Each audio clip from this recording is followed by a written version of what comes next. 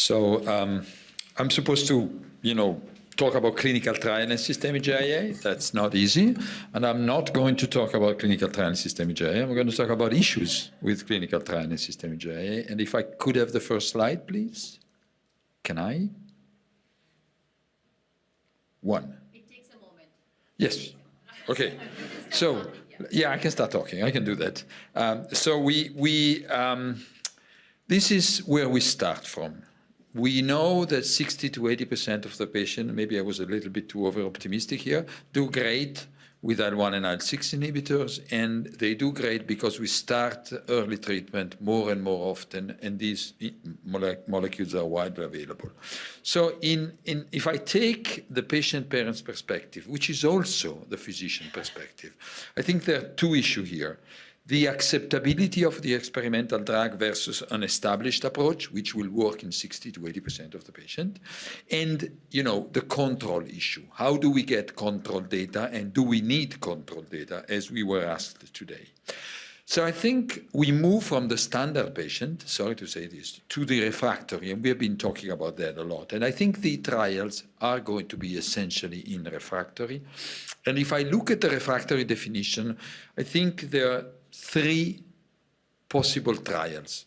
The one for patient with persistent chronic arthritis, we have heard about that. The one with relapsing smoldering with a U, thank you, Paul, MAS with or without ILD, and the acute MAS flare, as we were discussing 1 minute, as Alexei was discussing 1 minute ago. It's impossible to lump them in the same trial. I think it's impossible because there are different clinical scenarios here. Overall, they are all very rare, and we also have to understand that we have one shot if we want the drug. It's very difficult to development programs with more than one trials, just because the patients are so rare. So persistent chronic arthritis, I think they're okay. Classification criteria, they're okay with ILAR, they're okay with Yamaguchi, they're okay with the provisional printer. Response criteria, I mean, we can discuss for ages about using SCR responses, but we can use those in these patients. Systemic JADAS, it's fine. We need to merge adults and children's, but I think we're getting there. One of the major issues with these patients is that they have background treatments. They are almost always glucocorticoid dependent. So withdrawal of treatment must be captured and must be a very important outcome. I'm not saying the primary outcome because this is complicated from a regulatory point of view, but this is certainly a very, very relevant outcome. They are usually eligible for NEPC polyarticular course GIA trials if their systemic features have subsided. What are the issues here? The issue here is that there might be new mechanism of action to be tested in these patients, and usually with very limited safety data, nothing to do with the safety, baggage that we have in RA. So what do we do? Maybe 12 and older with some PK modeling for younger than 12. The issue here are sample size is going to be very small. Do we need controls here? These are patients who have failed previous treatment. I think open label has to be taken into account, and obviously the issue of controls is there, and external historical control might be a way. I'm trying to say that we have to try to lump a few of them together. So these patients are a large overlapping subset for me. They have systemic feature, little if any arthritis. They may have lung disease. They have smoldering MAS, and these are the features. We have been discussing this phenotype for a couple of hours today. They are not okay with the ILAR criteria. They might be okay with Yamaguchi or provisional printer. Response criteria, this is even more complicated. They are not okay with the standard response measures, need to capture the MAS features. And may not, an MAS remission or complete response as defined in the emapalumab trial may not be ideal.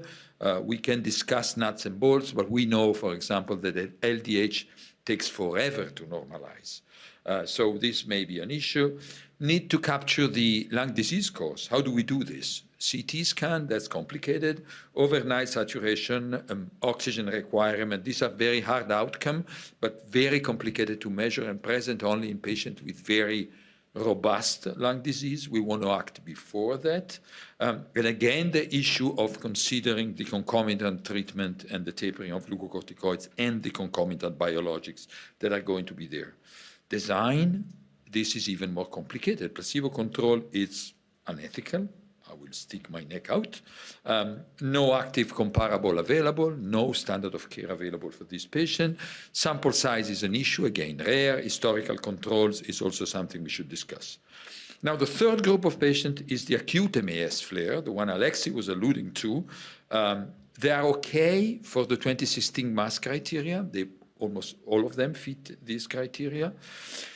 They are not okay with using the ILA criteria for the background SGIA because, 30 to 40% of MAS, sometimes severe MAS, is present at onset. They don't have the time to develop the fully ILA criteria. They should be okay with Yamaguchi or provisional Printo.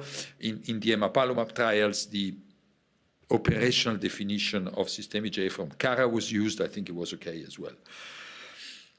The mass remission criteria have not received a formal validation. They were created for the emapalumab trial. They look great. Also in this patient, tapering and withdrawal of background treatment is a key outcome measures. Because if you can't get rid of glucocorticoids, then you have done a major, you have created a major advantage for the patients and their families. We have heard the stories in these days about the side effects of glucocorticoids. Again, a placebo control is unethical. They have failed the standard of care. How do we do it? Not placebo control. Is there a standard of care for glucocorticoid-resistant MAS? I don't think there is. So it's very difficult to do an active comparator. There is the issue with the background treatment for Still's disease. These patients are on biologics by definition, almost all of them, and therefore you need to dissect one from the other, but you can't pretend that this patient will be biological naive or have got rid of their biologics since 5-hour life. Sample size, it's less than an issue compared to the previous two instances. And again, historical controls might be an option here that is being used actually. And with this, I think I'm done. 58 seconds before my time, and I think I just raised a number of questions, no answers. Thank you. Hi, I'm Carrie Diamond. I'm a clinical team lead in the Division of Non-Malignant Hematology at the FDA, and I'm also a pediatric hematologist-oncologist. I was invited up here to make some opening comments on how to think about clinical trial designs in acute and serious diseases that can acutely worsen, like macrophage activation syndrome, MAS, and particularly focus on how to think about selecting a control. So the FDA regulations are quite clear that sponsors, drug developers, investigators need to think about demonstrating substantial evidence of effectiveness based on adequate and well-controlled trials. Now, many rare diseases are serious and life-threatening, and there aren't many treatment options available. So in situations such as these, regulatory flexibility is used and allowed by regulations. And that can extend to the design of adequate and well-controlled trials. And this is really discussed in detail in the rare disease guidance that was finalized by the FDA in 2023, and also the guidances on substantial evidence of effectiveness. Now, a critical element of adequate and well-controlled trials is selecting a control. And that's critical in order to have unbiased and reliable efficacy assessments. Now, typically, a randomized concurrent control is recommended by the FDA, ideally a placebo control, in order to determine if the effects we're seeing is truly from the drug or other factors such as natural disease progression or confounders. Now, in some circumstances, as we just heard, it's not possible or ethical to conduct randomized, double-blind, placebo-controlled trials, particularly in rare, life-threatening diseases. For these serious diseases, investigators might choose to do an external control trial. And an external control trial is obviously you're comparing your patient population in your clinical trial to patients external to that clinical trial who haven't received the drug of interest. Now, there are significant hurdles with external controls. Lack of blinding, lack of randomization leads to concern of bias. And then you have to really think about matching the population in terms of baseline disease characteristics, concomitant therapies, prognostic factors, and concomitant medications. So given these challenges and other challenges, it's really considered on a case-by-case basis, and early discussions with the agency is just really, really critical. The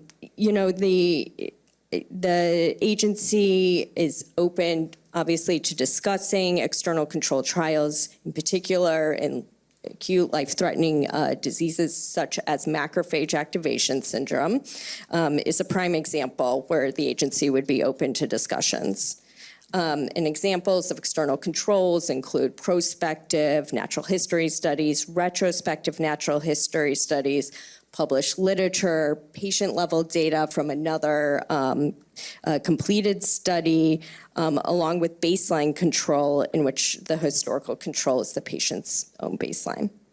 Now, investigators or sponsors considering using an external control, there's an external control guidance that was published by the FDA, and I strongly encourage you to review that. And then I would just end with the agency is committed to collaborating with investigators, with drug developers in developing drugs, in particular for rare diseases. And then also critical is the patient perspective, the caregiver perspective. So just really excited to be part of this meeting and panel today. I'm happy to take questions or hand it back over to you. Scott. Thank you. I was appointed moderator moments ago. So I am not a clinical trialist, so I remotely, as all of these folks know. I have also been appointed to sort of introduce a topic, and so I'll lead into a couple of questions also as a sort of mini presentation. Rafaela Golubek-Mansky's, sorry she couldn't be here, but Rafaela and myself and Fatma Didioglu have recently been working on, including a large grant proposal, a sort of novel platform for trying to study ultra-rare diseases, and that would involve kind of the systematic collection of trial quality natural history data prospectively in essentially a platform with modules of outcomes that are somewhat adapted to individual ultra-rare diseases, but a disease activity module, a biomarker module, a quality of life module, what have you, with the hope or expectation that such a platform would be able to layer on top of it an intervention, and the collection of outcomes would be consistent pre and post intervention, and then you would have those natural history data.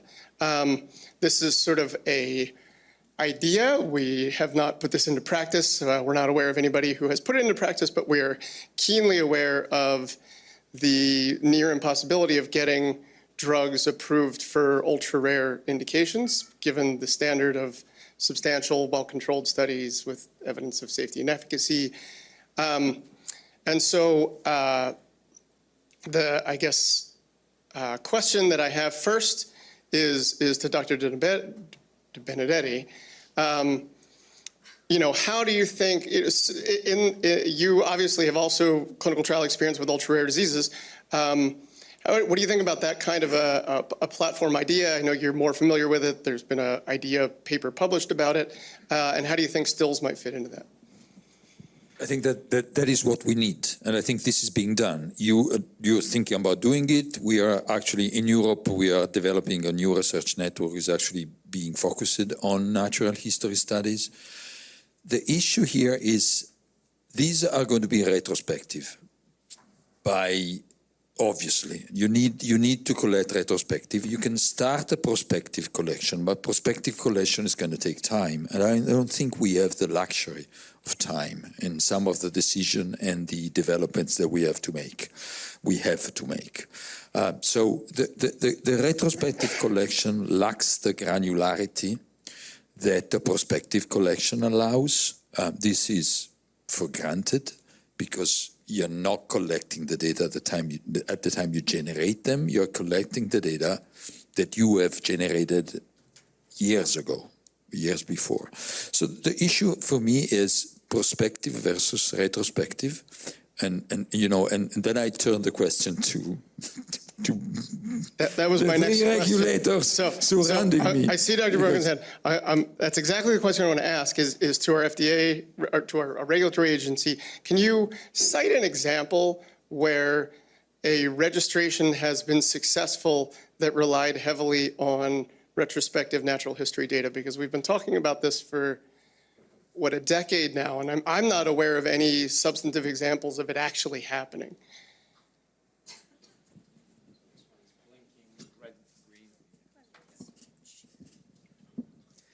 Hi, my name is Nikolov, and I'm an adult rheumatologist, but still a rheumatologist.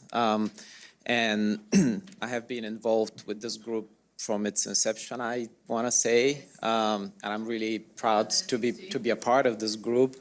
And I have, quite a few of my colleagues here. We really care about moving drug development for these diseases and also for other rare diseases. So we want to be a part of these conversations. And I think what's critical is to have a group like this that gets together academic investigators, researchers, drug developers, regulatory agencies, to really have these conversations that can really move the field forward. And we all recognize the very challenges of drug development in that space for all the reasons that were already cited. Especially once you have highly effective treatments, it's very difficult, to develop new treatments, but it's not impossible. And this is why we're here really to help advise drug development in those circumstances. Now, what I have to emphasize is that we make our decisions and recommendations based on the science and what we understand about the disease and the different aspects of the disease. So the science is driven by this community, by the research community, drug developers, and by, importantly, the patients. So whatever we advise is based on these conversations and the understanding of the science. So this is kind of where we are as an agency and how we can help. And I think studying rare diseases is not possible without collective efforts and potentially efforts that could allow studying multiple aspects of the disease or multiple even diseases and potentially multiple treatments for those diseases. And one way to do it is, to use some of those platforms or platform trials. Ultimately, we care about, or we need to have evidence that the drug works, or at least we need to be able to tease out what does the drug work so that we can really assess what the benefit of this drug would be and weigh it against the risks. And in that respect, we do need some kind of control. Ideally, we want to have a prospective randomized placebo control. This is sort of the gold standard. But there are other ways that control data can be generated. And we do have examples of using data that's not prospectively concurrent control data. We do have randomized withdrawal designs where we still have control data, it's just differently designed. We do have examples of external controls. Now, there are a lot of challenges with getting there, and this is why I would emphasize that it's important to engage FDA and the regulatory agencies as early as possible to really come up with a successful program, because as Fabrizio mentioned, we only have one shot.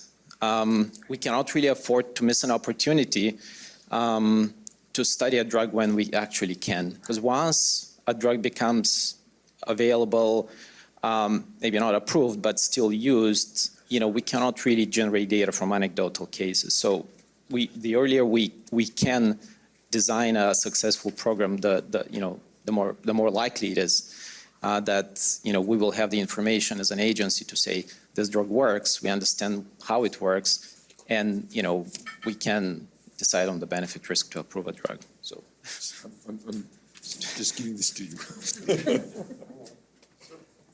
While you're reading your note. Go ahead. I think we have specific examples that we can reference, but maybe we can. Can you pick one that you think might be most applicable? Well, yeah. So oncology does this all the time. So oncology has a very well understood natural history. People without treatment, go on to progress and die. So using external control for those cases is sort of the norm. Usually these trials are single-arm trials because these patients, what's going to happen to these patients. So you can really assess a benefit of a drug when you have a hard endpoint like mortality. And you can assess patients didn't die in 3 months, they died, in a year. But that doesn't apply to us. So that's exactly the point that we've heard many groups advocating for using the oncology paradigm. It's very difficult for a disease like this where we have waxing and waning features that are not easy to capture and not easy to assess. So using this paradigm makes it very challenging. We do have examples where we have used external control when you have a monogenic disease like deficiency of IL-1 receptor antagonist. Well, it's a very rare disease. I don't know, there are 100 patients in the world or so. You have a treatment that replaces this deficient protein, and you have a response that's so clear. You have a complete remission. You don't need any background treatment. So these cases are out there and can be used, and we have used them to support our assessment of effectiveness of the drug. Now, whether we have similar cases here, we can discuss that. But we do have, and we have exercised the regulatory flexibility to analyze, this kind of information. Sorry. I mean, are those polls that I saw, then it's... Okay, so we've been talking about rare diseases, and I've not heard the word rare disease trial design methodology. So perhaps the answer has been known since the 1700s when Reverend Bayes described Bayesian theory.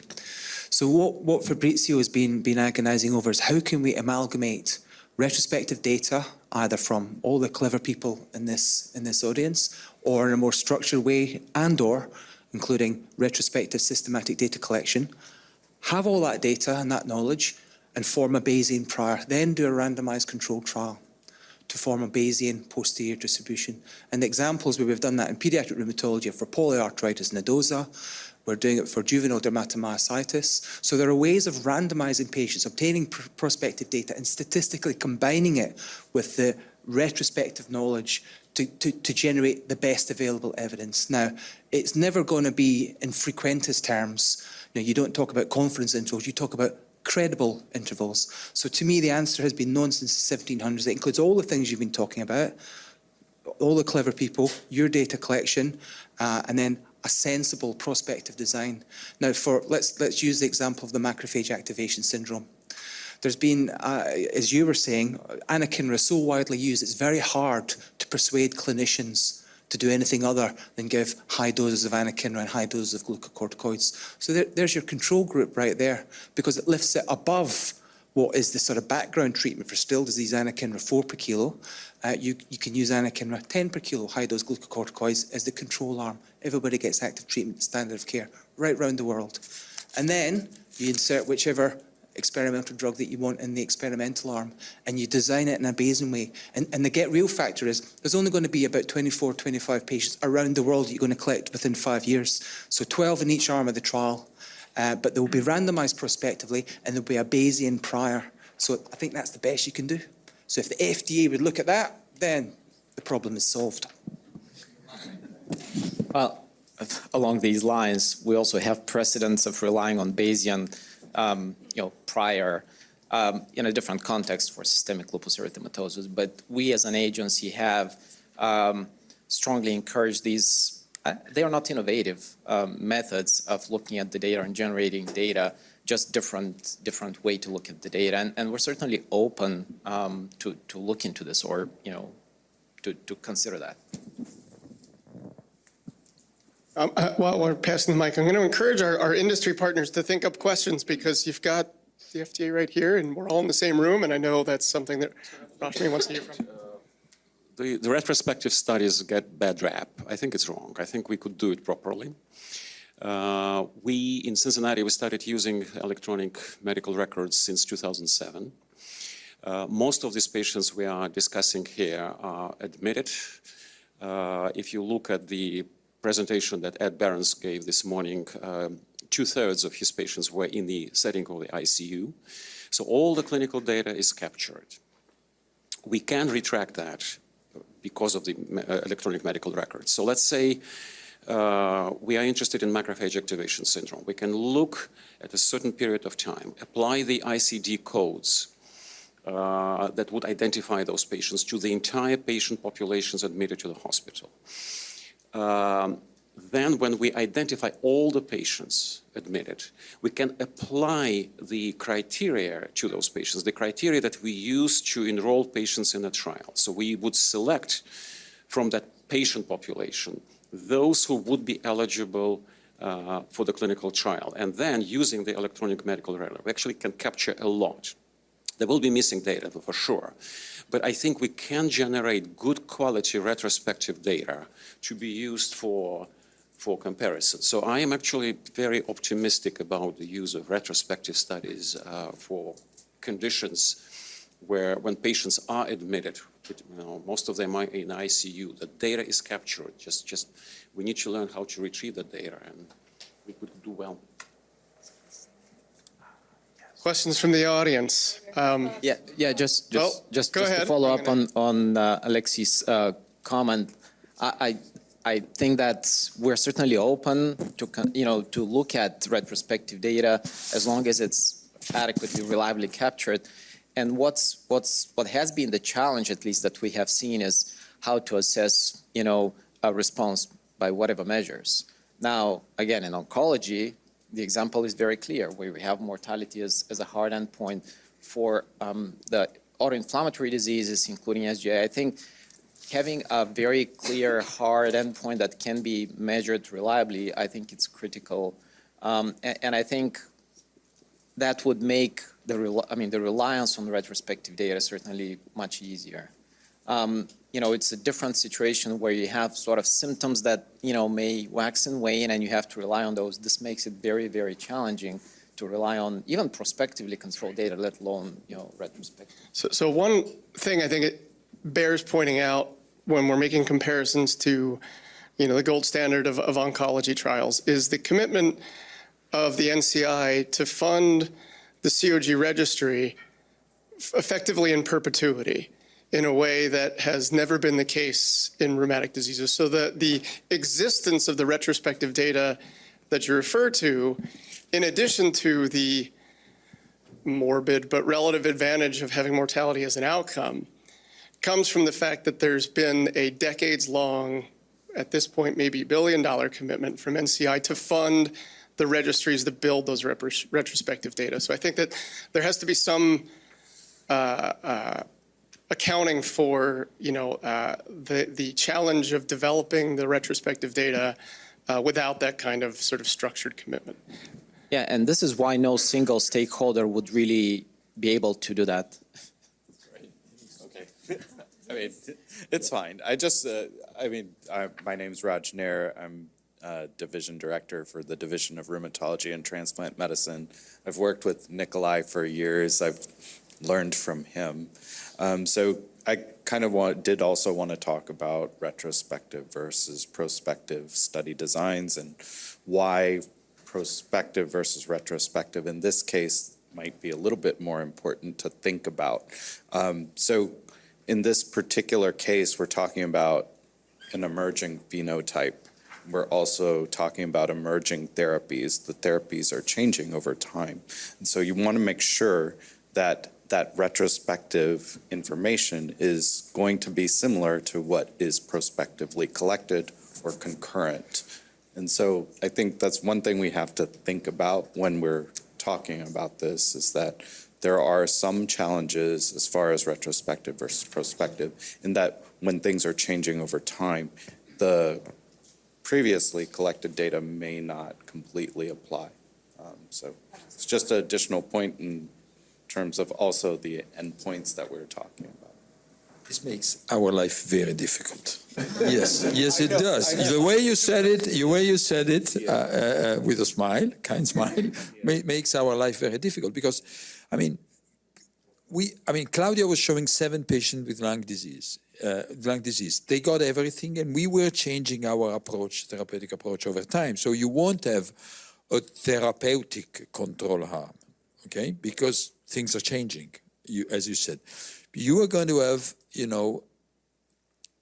a clinical evaluation of disease activity, which may or may not fit known classification criteria and known or widely validated, regulatory validated response criteria. And we have to find a way, and these are changing over time, not easy. A very hard outcome is background treatment, which I mentioned, you mentioned, Nikolay.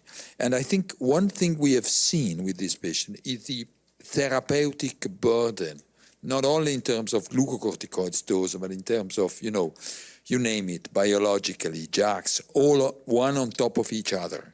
Okay, and this is the primary outcome for the kids and the families, I think, in terms of importance. I'm not using a regular term.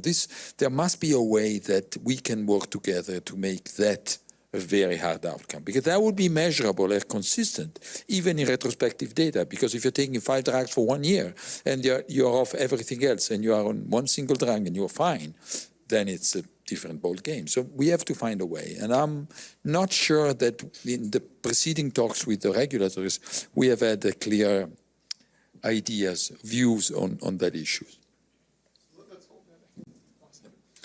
Thank you for this really great discussion. I'm Bas Vastert from Utrecht. I have a comment and a question, actually. I really think that there's potential in what the idea of Scott in designing a registry with high-quality data. Probably also biological data or sampling is necessary there. And we should try to collaborate in this, so align that between the continents and globally. And one example that where it could link to is, for example, that we already have now a binational Dutch-Canadian prospective registry of JAA, so not so rare at all maybe, but there are rare complications or rare subset of patients already in, and we could line up with that. So that's the comment. The second thing is, I think where Fabrizio said it really well, is that we are now trying to design a trial in complicated sets of patients that probably align by the biological signal. So this is where he said the 2 smoldering mass and the ILD maybe could align. So I would like to know from the FDA, how do you think of normalizing such a biological signal that we do not completely understand, but at least is one readout of the disease and potentially also of a therapy? How would that weigh in your way of thinking? So, well, the first one was a comment, I guess, but I would certainly, from my experience and kind of my thinking along the lines of expediting drug development in rare diseases, it's important to have this collaboration, which across, a pond is, as important as, in the United States, and have a broad, these are rare diseases that are very difficult to study even globally. So having a global communication and collaboration is critical. So if you can, if there's a mechanism to bring these efforts together, that would definitely be, important. That would inform, characterizing the phenotype or, the biomarkers that are being used that can inform how we think about these in drug development. So my point is, it's a great idea to have, a broader collaboration on these projects. We're going to cut to a parent question. Actually, my question does build upon that global collaboration.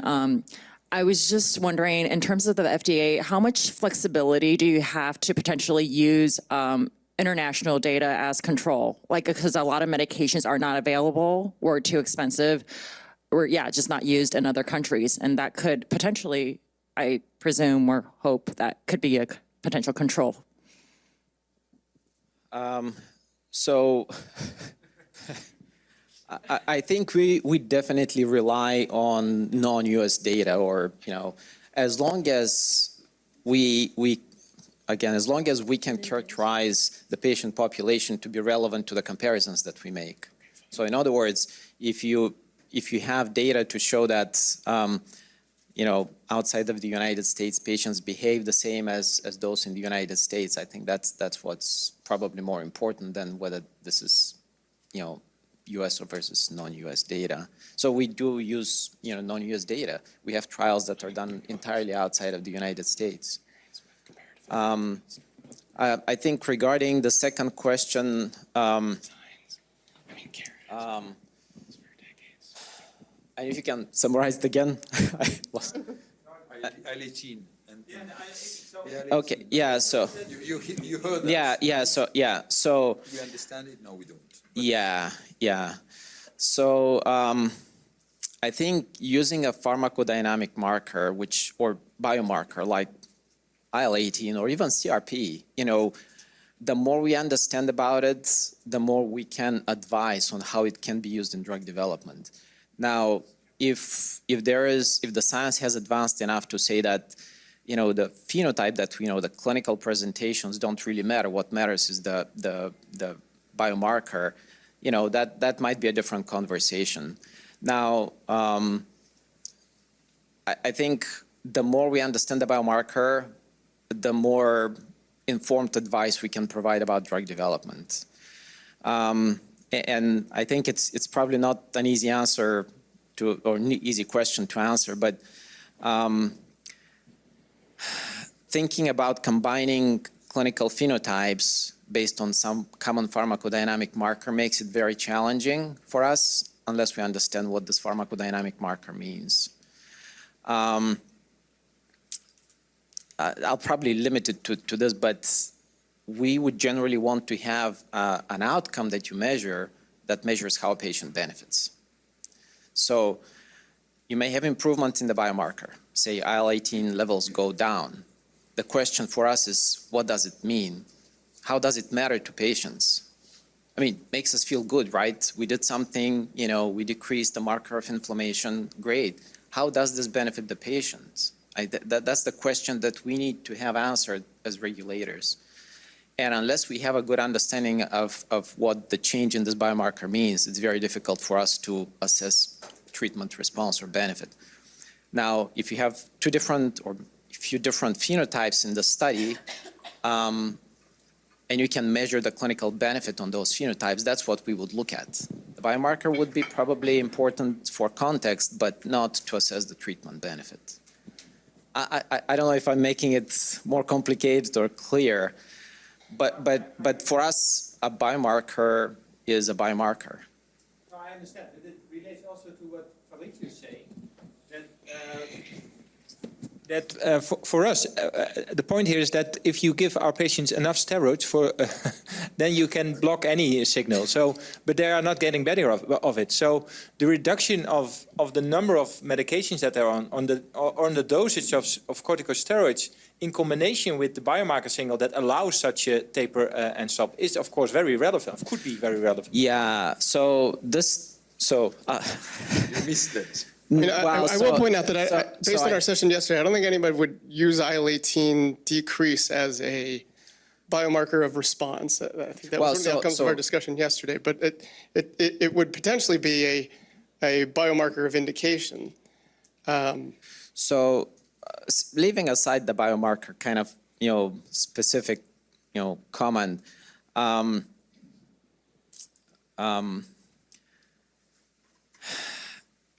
so I'll get back to how this would inform change in other treatments. And I think Ed Behrens also mentioned that if a physician feels that the patient is responding, they would decrease the corticosteroids or some of the other background treatments. And I think what we need to know, and what actually we want sponsors to provide is, what is it that makes the physician feel that the patient is responding? What is it that we can capture as a benefit, as a response? So Clinical features. Right, clinical features. Right. Because we all know you can decrease the CRP, doesn't mean that the patient is getting, you can deplete B cells with, B cell depleters, patients don't get better. So what would be the thing that would make the clinician think that the patient is getting better so that they decrease the corticosteroids? We don't disagree that lowering corticosteroids, eliminating corticosteroids is very, very important and should be one of the important outcomes that we measure. As a primary outcome. Well, so again, that's what I'm trying to convey here is that what is it that makes you decrease the steroids? So that would be the primary. Right. And steroids would be Right. the secondary. And we would consider lowering the steroids as a measure, as a proxy to patient getting better. So we don't disagree that measuring and even labeling decreasing elimination of steroids is important. And we do that. We have done that. But what is it that would make the physician to decrease the steroids? Again, clinically. Is it that the patient gets off the ventilator? Is it that the patient gets, discharged? Is it that, the patient's fever, arthritis go away? So that you feel that the new treatment is effective and you can change the background. So I think we want to. In some of these patients, the point, in some of these patients, the point is that we can keep them under control. We give them ton of glucocorticoids and 4 different biologics, okay? And their arthritis is gone, but they're sick as dog because of the treatments and of their disease. We have some subtle laboratory abnormalities who will tell us that the patient is not being controlled adequately, and therefore it's very difficult to measure the clinically wise, the pre versus the post, okay? It's the therapeutic burden that makes the difference in the pre and the post, and it's difficult to find a way. Sorry, just a small comment. When you say, so the reduction of glucocorticoids may be a secondary outcome, but not a primary outcome.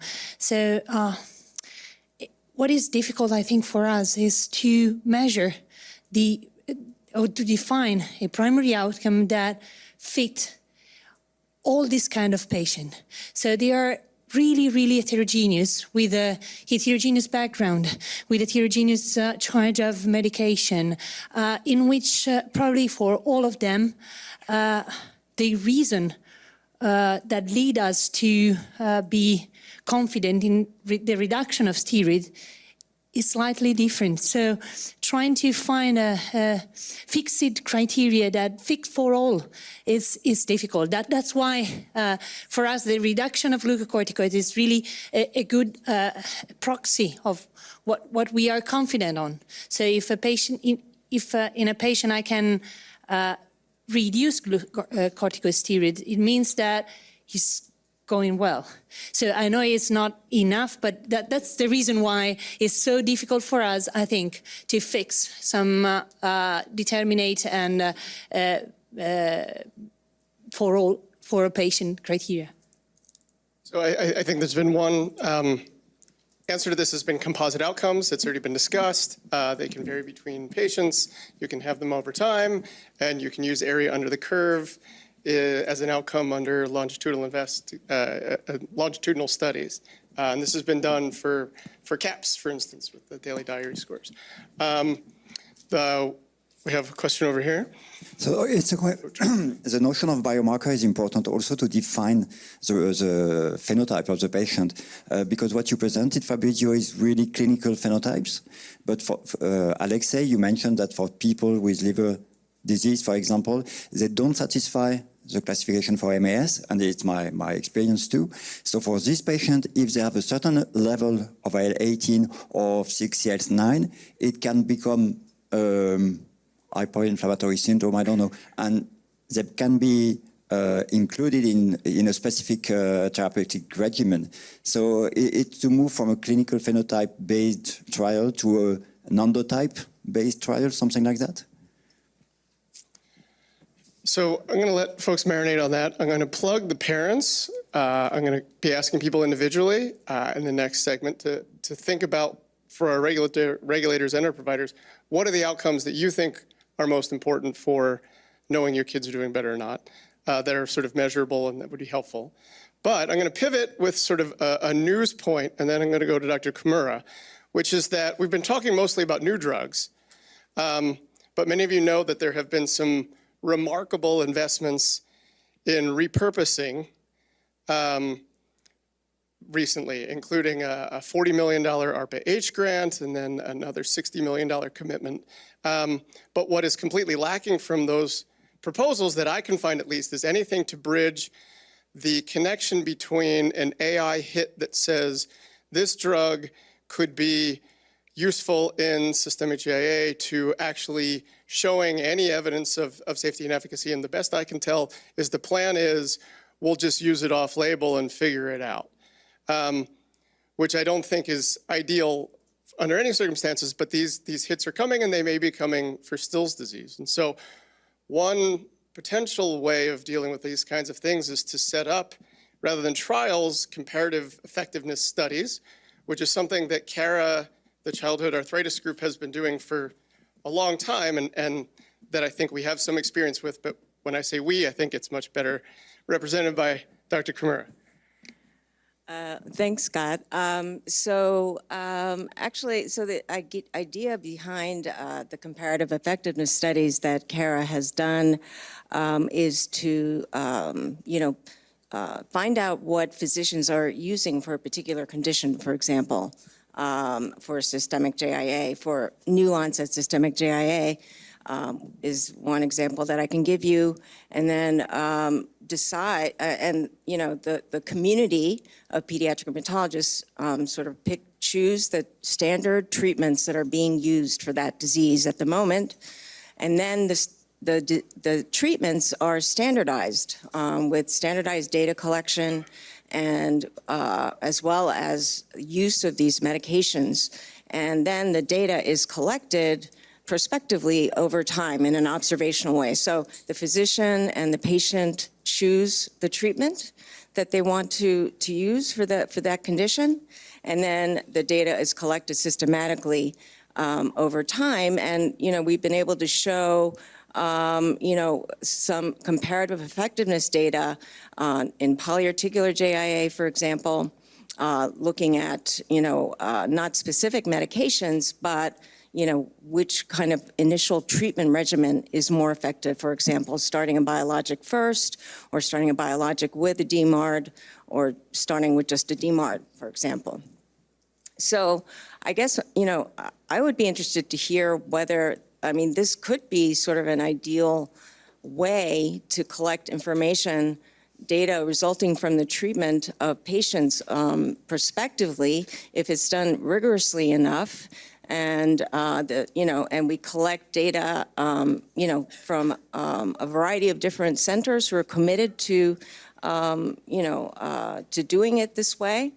And if we can actually standardize the currently used treatments and adapt them over time, we may be able to collect enough data to show effectiveness and also collect biomarker data at the same time. I think that would be potentially an acceptable approach in terms of showing effectiveness. Now, is this kind of data, would it be acceptable to the regulatory agencies to be able to say that certain treatments are effective and could be used in this way?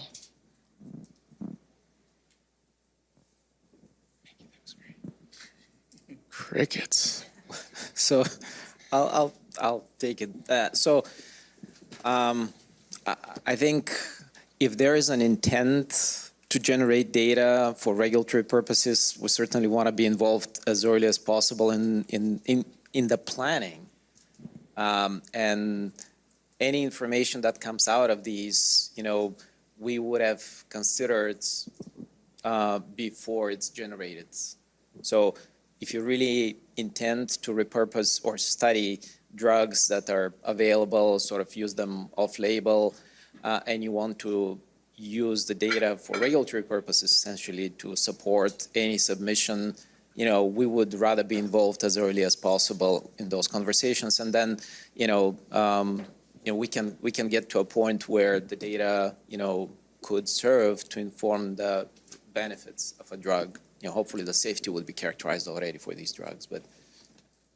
Yeah, I don't know if this is working. I would just also add that, the agency's tries to be very collaborative. There's a new rare disease hub, which really was established by leadership within the agency to really promote collaboration across centers and across divisions. And I bring this up because, I'm from the hematology division. I work very closely with our rheumatology colleagues. So, requesting these meetings is just critical early in development so we can all collaborate, including our real-world evidence team at the agency that would very closely look at a proposal such as this and provide some very detailed feedback. So Rashmi has her hand up, and she is part of the parent group and maybe has some advice for setting up outcomes. Yeah, so I want to come back to the steroid question, and I really want other parents to talk about this. So I don't really understand why the withdrawal of steroids cannot be used as a way to measure trial outcome, and maybe you could comment on that. But I know for my own child, if he was on steroids, he'd be pretty good. And of course, if there's nothing else better, then we want him on steroids, correct? So if you have a situation like this, that the disease can be temporarily controlled with lots of side effects, lots of damage, lots of problems, but it can be controlled with steroids, and then you might have a better drug, but you say that steroids cannot be the outcome. A reduction in steroids and achieving that same level cannot be the outcome. I really am not being able to. This must be something technical about clinical trials. I don't understand that I'm missing why it cannot be. And I want to ask other parents, how do they know that their kids are better if there's no steroid being used? I mean, I feel like for me, it was very clear if he was on steroids, he'd move around, walk around. He was a relatively normal kid, and you take away those, you withdraw those, and he just becomes very different. And so I don't even understand how we can do any trials in SJIA without taking the reduction of steroids into account. Any other parents want to talk about how they know their kids are better, Anna? Whose kid has been getting IV pulses for how long? Oh, gosh, she's on weekly IV pulses, steroid pulses. For her, it's just part of the maintenance med, which we won't ever be able to take away. So I'm trying to find some sort of reasonable answer for Rashmi's question about how do I know she's better. If I take her off steroids, if I spread out the doses, she's a lung kid, her lungs bleed. She has a hard time breathing. So I mean, that's my sign of, I know that she needs the steroids and her lungs need them. I have a question about if there is a possibility of using steroids as an outcome. If there is a trial where there's a specific standard of when to taper the steroids, so for example, if you meet X, Y, Z criteria by X amount of time, then you taper the steroid by Y%. In that case, could we use the tapering of steroids as an outcome? Because then it wouldn't be up to the clinician to decide, they follow a protocol where they would necessarily taper the steroids by X amount if X criteria are met. This has been used for giant cell arteritis, for example, in autosomal. And Duchenne. So I think there's some. So there's some other comments, and then I'll try to. So this is. So this is how it's done in most of the major trials. Not enough attention in trial design is given to protocoled corticosteroid taper. So in all the vasculitis trials that we do, both arms of the trial are on the same prospective protocoled steroid taper, and remission is defined as the important clinical efficacy criterion in vasculitis, pediatric vasculitis activity score, and adherence to the protocol steroid taper. So, for example, in the emapalumab trial, there was no protocol glucocorticoids, and the results show, great, they all do quite well, they live, and the doses of glucocorticoids are massive. So the point is, if you build in prospectively a protocol steroid taper, okay, and then it's not actually the steroid dose, it's the steroid toxicity. So are there ways of assessing glucocorticoid toxicity? Yeah, of course there are. There's a glucocorticoid toxicity index in adults and the pediatric version of that in children. Fabrizio, you're part of that paper. So what you do is you build glucocorticoids into prospective trial design. They're never going to be the primary endpoint, because the primary endpoint should be efficacy and safety, but very important secondary endpoints are adherence to the protocolized glucocorticoid taper and the actual quantified glucocorticoid toxicity index. So that's the answer to this puzzle, I think. Well, I think it's the answer if you have a prospectively collected control group as well. But unless we're routinely having people follow a regimented steroid taper as part of the routine clinical practice and entering the glucocorticoid index as part of the routine clinical practice, that's not going to jive with the retrospective use of Which is data. why these retrospective efforts are never going to replace prospective randomized controlled trials. You know, if you go through retrospective electronic patient records, you can never work out over 5 years what dose of prednisolone the child actually took. It's virtually impossible. And to measure glucocorticoid toxicity, unless it's big things like fractures, cataract, GI hemorrhage, you know, you can never do it. And these tools that have been designed since 2015 are designed for prospective data collection. So although you may wish to aspire to answer all these questions and get FDA approval for retrospective, it's very challenging, and therapeutic signals are diluted by glucocorticoids. And So abandon our retrospective efforts. Oh, go ahead. Yeah. No, please. No, I mean, I just wanted to address Rashmi's kind of perplexing question about why steroids cannot be used. And I would say that it can be used, of course. We do consider lowering steroids clinically important. And we have included this in describing efficacy for some products, just not as the primary evidence of efficacy. So the challenge that we have with relying on corticosteroids is, you know, I would say complex. You know, when steroids were first discovered, you know, 500 milligram daily of prednisone was the standard of care. And since then, we have learned that patients need much lower doses. So if we understand what should be the dose of steroids that patients should use, it would make it easier to consider, you know, what should be clinically meaningful lower dose of steroids. If you eliminate steroids, that's an easy call to make, and we can discuss then whether we can solely rely on the, you know, elimination of steroids. That would be great. I hope that by that time we would have the clinical characteristics of the benefit. In other words, why would clinicians completely stop steroids? We would know that just by the clinical features of the disease. But what makes it challenging to assess the clinical meaningfulness of decreasing steroids is we just don't know what the dose of steroids should be. And managing steroids is an art, it's not science. You know, different people manage steroids differently. So your point is that it's the variability in the usage of steroids. So the point is that it's the variability in the usage of steroids that makes it difficult to use the tapering of it. But I mean, that's a great, that's great to understand, because then maybe one of our goals as a community should be to standardize our usage of steroids. There's already efforts to do that, but we can do more. But there's something else I must be missing. Very difficult, Rashmi, because each one of our patients would require a different amount of steroids, so you cannot standardize in this way. And this was, Nikolay was saying that there is a variability that makes things very difficult. Getting rid of it, yes or no, it's a hard outcome. This I can get it. But Fabrizio, in the EULAR press recommendation that we steered together, we mentioned that there are intermediate targets.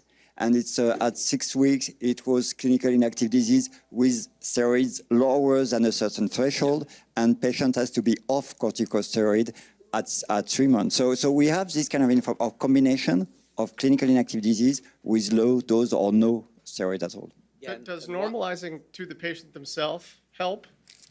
Like the use of steroids might be individualistic, but within the same patient, it's probably going to be much more consistent. And so, you know, a paired design or a longitudinal design where you're saying we started here for this patient and there's been a 50% reduction, 70% reduction, should flatten some of that variability, should it not?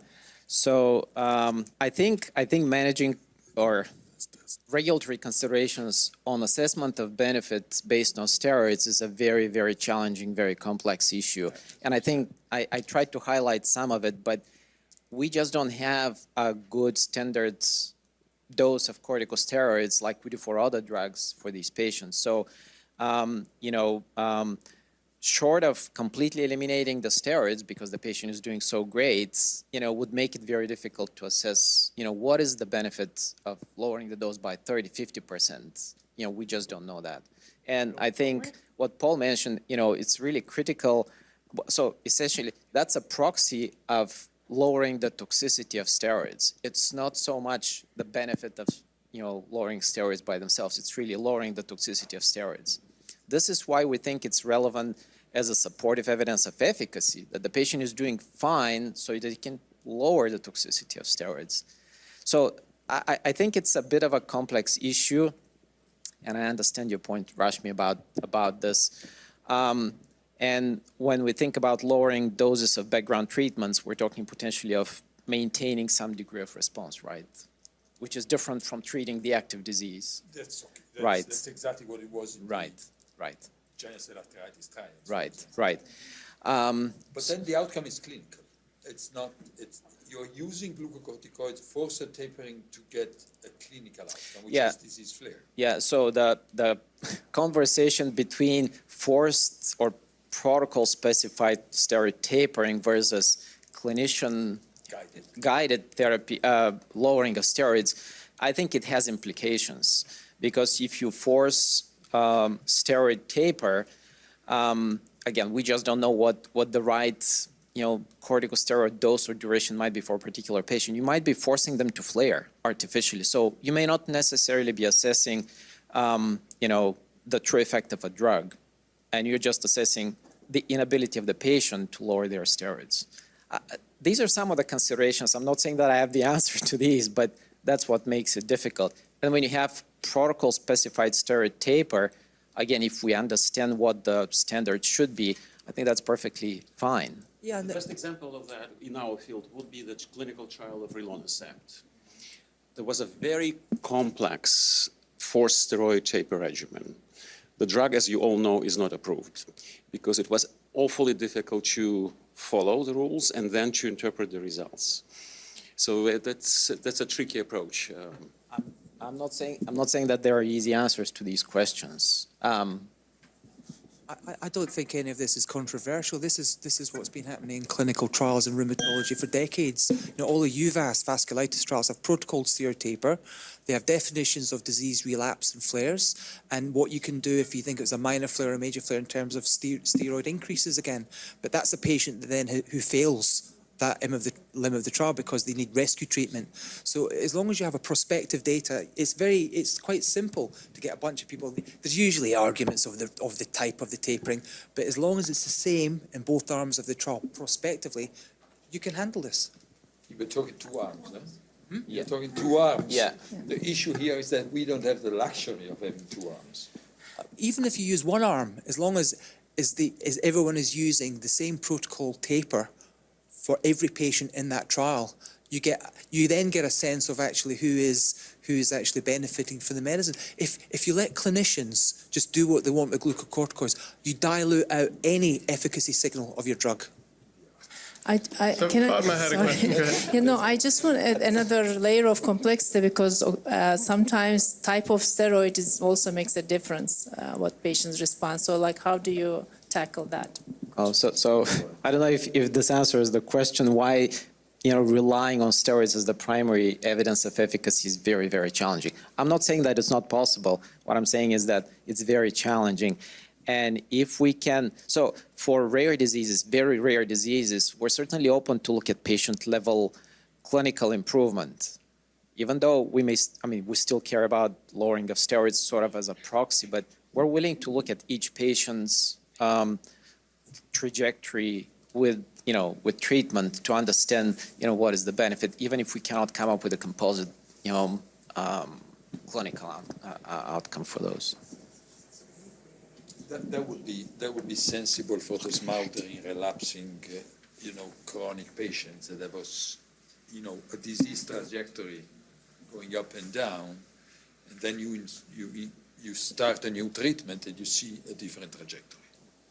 So again, yeah. Yeah. If we understand the trajectory, I get it. It cannot be LAT, this I'm sure. So I don't want to dismiss the importance of a biomarker. It's just that we need to understand what it means. I mean, I don't want to give examples, but just think about B-cell depletion. We know very well what the target is. We know very well how these drugs work, what they do. And this does not really translate into benefit for patients who completely depleted. So just as an example of how to think about a biomarker. Targeting, these diseases are extremely complex. This is why I mentioned the example of DIRA, the deficiency of IL-1 receptor. It's a monogenic disease. We know what the genetics, we know what the biology, the pathophysiology is, and we're just replacing the protein. So it's much easier to understand if we see a clinical benefit. In these complex, autoimmune disease or autoinflammatory diseases that pathogenesis is so complex, it's very, very challenging. I'm going to cut you off. DIRA is the exception that proves the rule that model doesn't work. And I'm going to move to a parent question. I'm dual parts. I'm parent, but I'm also industry. So I've heard two things in this room today. One, every patient situation is absolutely unique and individualized. And two, just how powerful the patient and the caregiver voice is throughout treatment, throughout FDA approvals. So my question is around patient engagement. What does good look like in terms of engagement from industry, from parent organizations? How can they get more involved and make their voices heard from trial design all the way through approval process? Because at the end of the day, it's the patients, it's their caregivers, it's their family members that are living with the repercussions of these diseases. And it's affecting every aspect of their quality of life. So how do you take that into account? What does good look like and how can we do better? I can start. So I can speak from the perspective of our division of non-malignant hematology. So there are patient-led meetings that the FDA will attend and listen to, and I personally find those quite powerful, especially in rare diseases. I'm going to give a complete random example. I went to a patient-led meeting for pyruvate kinase deficiency, and the parents kept talking about how yellowing of their child's eyes really impacted them just from going to school and what that meant to them. And I didn't realize that as a clinician that's treated those patients. And so we sort of thought about, thinking about patient-reported outcomes and including that in clinical trial designs. So I think that's one aspect. We also meet with advocacy groups to hear about, the research they're doing and what's important to patients as well. I think we also really rely on industry as well to engage with families. Often included in, your background packages is patient perspective, so is what's meaningful. And I think that's really important to take that all into account. So yeah, I think those are all great points. I kind of want to just say, I think this is a great model, this conference itself. I don't know of any other disease that has something similar. So this is amazing, like to have all the different types of stakeholders come together in one meeting. I think it's great. And, you know, just in like the first couple of hours, I feel like I've learned a lot, and this has kind of put me forward a lot in my thinking on this topic. So I think we should be doing something like this for a lot of different diseases and not, you know, and I want to commend you for this. So, You need to use the yeah, microphone. yeah. So, Can you finish? Yes. yeah, so, you know, I think we do have all these other mechanisms for getting patients involved, patient-focused drug development.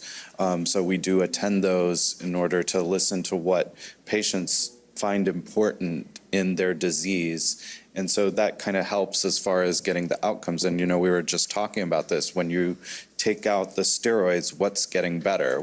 How does the patient feeling better? How is the child feeling better? And really focusing on that. What are those things that are getting better?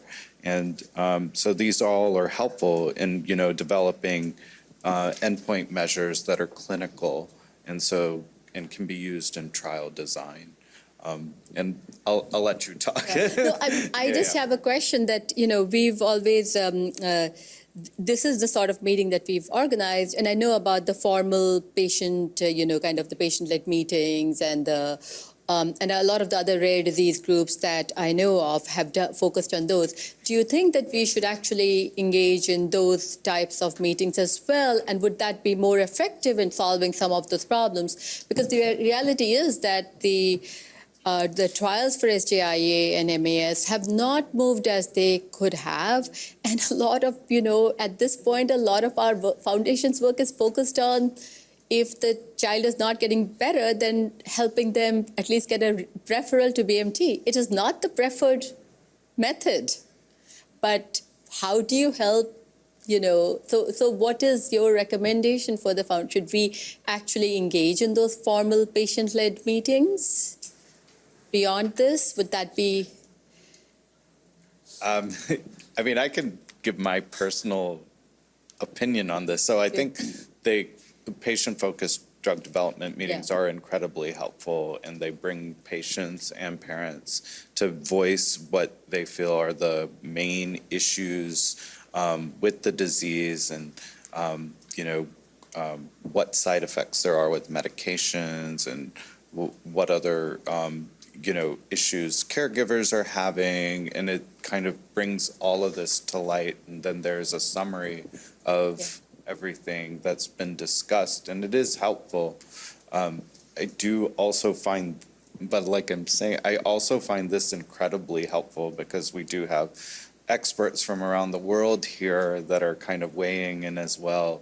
But if you want the patient perspective specifically, then probably the PFDD is probably the better way to go. But this also is a great way to kind of get everybody who cares about this and wants to move this forward. It's kind of a nice way to really get all of us together and move things. Thank you. Nikolay, I think you Did you say something? Yes. I just want to add that this is really unique what you have here. To hear both from patients, families, industry researchers, that's really, really powerful. So yes, patient-focused groups are great, but I think this is pretty amazing what you have here, but anything to supplement, to get the FDA's ear to hear what's important to patients and their caregivers is extremely powerful, and always would recommend that. And that's the reason we want to support, you know, your efforts, because we think it's as important to us as it is to you. But I just want to get back to a point that Scott started with, that there might be efforts to engage, you know, multiple groups to support something like a platform, whether that's a platform trial or registry where you can prospectively collect data, and you can potentially have prospectively designed interventions, which would again, I don't think it is for any single entity or any single stakeholder to resolve the challenges with drug development and systemic GIA, MAS, smoldering MAS, but if you consolidate efforts, and I think patients should be critical from the very beginning in those efforts to provide input in the design of the trials and the perspectives, the importance for patients. I would encourage and certainly support these efforts. Again, Scott, I don't know if you have any follow-up or kind of comments on this, but I think it is important because, again, it's not for a single drug company to really have the infrastructure to do something like this. I mean, if there are multiple stakeholders engaged and involved, that would make it hopefully a lot more feasible. It's not going to be easier, but it's at least more feasible to do and to test new drugs if you want to. I think this is where we have to go, Rashmi. It's pretty clear to me. Natural history, registry study, international, I would say, on difficult systemic GIA, it's a way to go. It has to be retrospective somehow, but we have also to start prospective thinking about the new drugs. And I think Nikolay has a point. It's difficult for a single company to do that, but it's important that the community sitting here does this. And I think we have an opportunity in Europe, a novel opportunity in Europe to do these things. And we are looking forward from that other side of the pond to really do it together, which is the only way to solve the issue. I'm just hoping whoever's reviewing our grant is listening.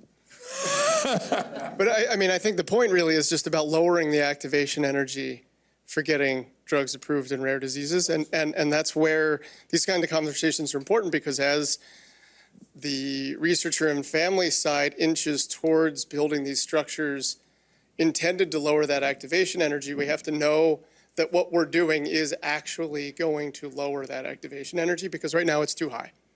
And I think everybody here can agree that it's too high. And it's a major problem in the rare disease community, not unique to systemic GIA, but across the board. That I know there's a lot of folks sort of committed to solving, but probably not at a pace that is acceptable to families with sick kids. Dr. Connolly has been very patient. Thanks for the great discussion. I just had a question when we're either retrospectively or prospectively, we've kind of been talking about on drug or off drug, but how important is dosage uniformity when evaluating this data?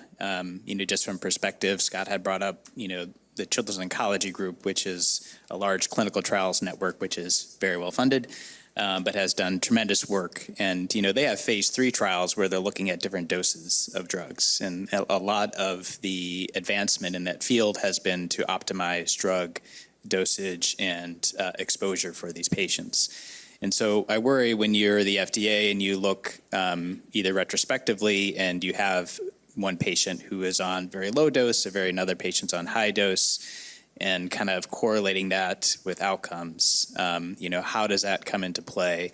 And then thinking if there's going to be prospective data collection, how important it would be to give some general guidelines for dosage uniformity, because I think a lot of these off-label drugs, people are using totally different doses.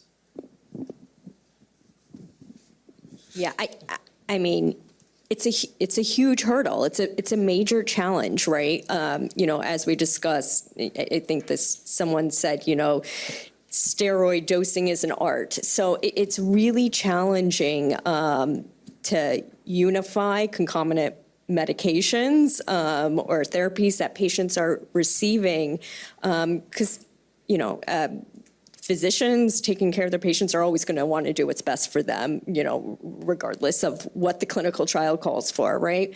So I think it's a major challenge. I think the best you can do is get the information that you can from those concomitant therapies. What are they? If you can get the dose, I think that's super important, because as you know, we have to isolate the treatment effect. Is the patient getting better because the natural history of the disease, they're waxing and waning, or is it because of this increase in dose of a medication?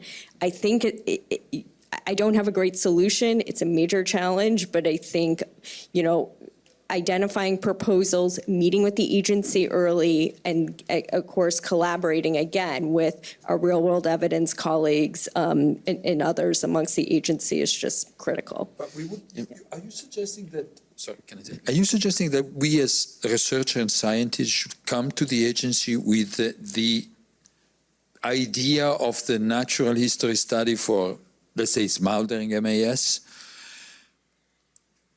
No, Yes. I understand your question. No, so yes, that is not the typical format. You're right. I would be lying. No, it typically is a partnership, at least in my experience, between investigators and sponsors in developing those non-interventional studies. The burden of it on one single sponsor. Yeah. Sorry, I'm a bit too brutal maybe here. No, I think you raise major issues. You know the issues. No, So for those, we're getting, please use mic flashing symbols. We've been talking a lot about building a registry structure, but structuring in a way that it's actually useful and getting FDA feedback to do that. But that building of the structure may not have one specific sponsor. And so how does one engage to get feedback on this, the structure of a natural history study without a sponsor? Is that an accurate summary? Yeah, so I think the question was slightly different. Your question was slightly different, how to fit or accommodate, dose exploration or sort of, how do we come up with the right dose ultimately? And I think for new drugs, I think it's critical really also to get to Dr. Diamond's point, come talk to us as early as possible because we don't want investigators to get access to the drug and essentially generate anecdotal cases that we don't know what to make out of. Better come to us as early as possible so that we can come up with a structure to assess systematically essentially to help develop the drug so that ultimately we know what dose is appropriate for treatment. So dose exploration with rare diseases, with new drugs is extremely challenging. I agree. Again, we need to understand what dose would be effective so that we can assess what the safety of this dose would be. So the sooner, the earlier we get engaged in those conversations, the better.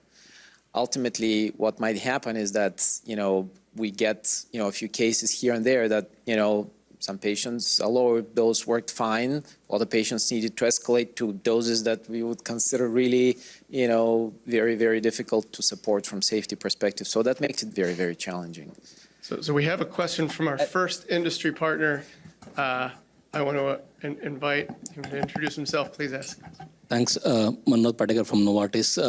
Continuing that theme of early engagement, is there a mechanism or pathway, or if not formal mechanism, but informal possibility to have early engagement with FDA to discuss the clinical development plan, but mainly the pivotal studies beyond the standard end of phase 2 meetings, which could be quite late in the development plan. And given that you have so much uncertainty about the endpoint that we are talking about, I mean, there is so much of discussion that has happened, but we are still struggling with what could be the relevant endpoint. So is there a possibility to have early engagement without waiting for this formal meeting? And we have something like similar to that in when a drug has breakthrough therapy designation, where there is cross-agency or cross-divisional support, a project manager, where you can have really dedicated discussions early on. So is something like that possible in rare indications? So we do have pretty well-established mechanisms for interactions for a particular program, for a particular product from a particular sponsor. We do pre-IND meetings on a regular basis where we can provide, any input that's needed, particularly when we know that there's a rare disease and we know that maybe the first trial would be the only trial that we'll ever get. So we're definitely open, and we do this routinely. I think the harder question is, how can FDA get engaged in the pre-competitive space, for example, to come up or to advise on the development of these platforms that don't have a specific product yet or a specific sponsor yet. So I think we do have a system, kind of evolving structure within FDA to support these efforts. So I think we will be happy to find a way to help. I think That's the bottom line. Can we do this together with the patients? Because they know their natural history, okay, better Right. than we do. Yeah, so I think patients should be part of those conversations from the very beginning.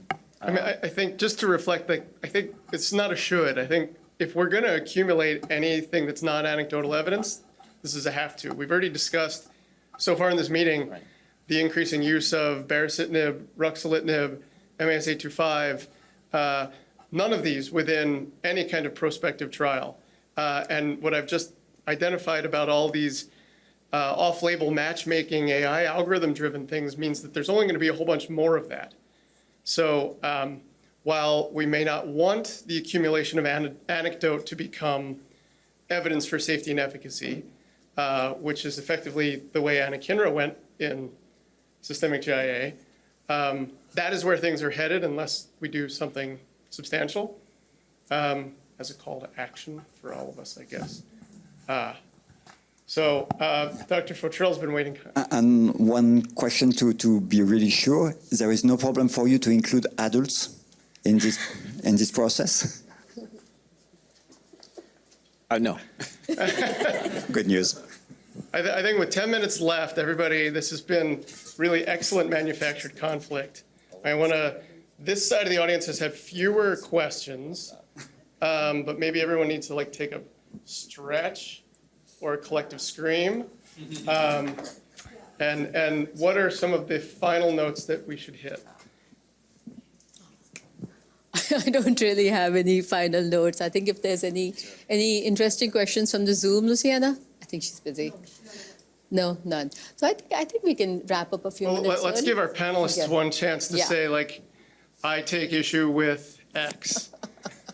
Other than my attitude, which just goes without saying. Manufactured conflict. All right, well, we'll have, Dr. Rusko. We'll throw it. I just thought it might be helpful for the parents to end on a note of understanding why we care a lot about not just having something be standard of care versus having an FDA indication. Is that reasonable to give an explanation for that for all the parents in the room? Can you state that again? Why do we care so much that something just doesn't become standard of care in the way anakinra became standard of care versus something that has an FDA indication and thus must come from a sponsor in order to get that FDA indication? I don't know if this was for the FDA to answer, but so for new drugs that have not been approved, they are not on the market, so they cannot be used the way, for example, anakinra can be, at least in the United States. So I think it's important that, we have a way to assess safe and effective drugs as efficiently as we can so that they can get approved. How they get used after that to define standard of care, we kind of defer to the community and prescribers to do, because when it comes to combination therapy, sort of, background treatments, this is not something that FDA regulates, but at least we make the drugs available for clinicians to use when they think it's appropriate for those patients. I don't know if that answers your question, but for drugs that are already approved, it's one thing. For drugs that are not approved, I think we need to have this data generated. Hi, Matt from SOBI, not on the ClinDev or the regulatory side, but on medical affairs. But to kind of add it to that point, interested in the thought process that goes into the approval process for a drug that is seeking a first indication versus a subsequent indication. Is there a different burden of proof for efficacy needed, do you feel, in these rare diseases when things are so complicated to really tease out the efficacy to the investigational product, knowing that in the United States, we have the luxury of being able to utilize that off-label if needed versus so. I can start. Yeah, I would say, so your question is sort of like the burden of proof. Is that equal in a new drug versus, a subsequent one? I think the standard for efficacy is the same, whether it's a first indication or a second indication, right? You need to demonstrate substantial evidence of effectiveness. I think the difference comes with, in a supplemental indication, when you think about substantial evidence of effectiveness is your confirmatory evidence piece.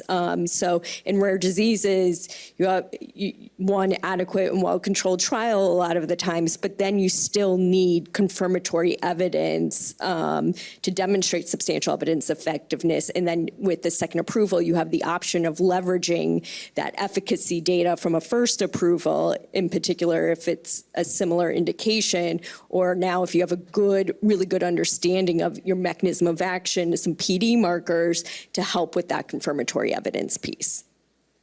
So pivoting that can maybe, I don't know exactly what the FDA does, but the EMA has sort of a structured approval, sort of rollout approval process where it's narrow, but then the indication can sometimes grow. Fabrizio or anyone have an insight into a sort of staged approval process? I'm not sure I understand the question. I thought the EMA had a structure where, you could seek a very narrow approval with very limited evidence and then build upon that and expand the indication. Or maybe that was just something I read years ago. I think I understand exactly what you mean. Yeah, I don't know either. I think as Dr. Diamond mentioned, for us, the standard is the same. How much data you need to support that substantial evidence, though, matters. And how much you can rely on the previously approved indication for the same product, of course, related indication, I think it matters. Or the same class of drugs. I mean, TNF inhibitors, we have 5 of those approved. I'm not sure that we would need 5 clinical studies for a new TNF inhibitor on the market for, not for RA, for example. So I think all of this adds up to our consideration of the evidence that's needed to support the efficacy. Now, the second important part is the safety, where, once the drug is approved, we will probably have more safety information. But if it's the first approval in a rare disease, we would have very, very limited safety information. So how much uncertainty we would accept for, the efficacy or for the safety, I think it would be counterweighted, should be counterweighted by the evidence of effectiveness. All right, with that, I think this has been a marathon panel. I think that our audience and especially our panelists have been incredibly engaged and informative and tenacious. So I want to thank all of our panelists. Please help me.